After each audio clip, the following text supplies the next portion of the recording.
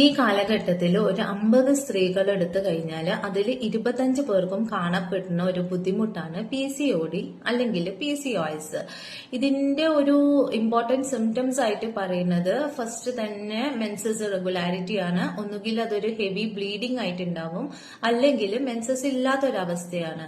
പിന്നെ നമ്മുടെ ഫേസിൽ കളർ ചേഞ്ചസ്, പ്രത്യേകിച്ച് കഴുത്തിന് ചുറ്റും ഒരു ബ്ലാക്ക് ഡിസ്കളറേഷൻ, അതുപോലെ തന്നെ അമിത രോമ വളർച്ച ശരീരങ്ങളിൽ പലയിടങ്ങളിലായിട്ട് ഉണ്ടാവുക, അല്ലെങ്കിൽ വിട്ടുമാറാണ്ട് ഉണ്ടാവുന്ന മുഖക്കുരു, ഹെയർ ലോസ്, പ്രത്യേകിച്ച് നമ്മൾ മെൻസിൽ കാണുന്ന പോലെ ഒരു കഷണ്ടി ആയിട്ടാണ് ഈ സ്ത്രീകളിൽ കാണാറ്. പിന്നെ ശരീരഭാരം കൂടി വരിക. ഇതാണ് ഒരു PCODയുടെ പ്രധാന ലക്ഷണങ്ങളായിട്ട് വരുന്നത്. PCOD ഒരു വില്ലനായിട്ട് ഉണ്ടാവുക കുട്ടികൾ ഉണ്ടാവാണ്ടിരിക്കുന്ന ഒരു സാഹചര്യത്തിലാണ് നമ്മുടെ ഇൻഫെർട്ടിലിറ്റിയുടെ ഒരു 40% PCOD ആണ് കാരണമായിട്ട് പറയാറുള്ളത്.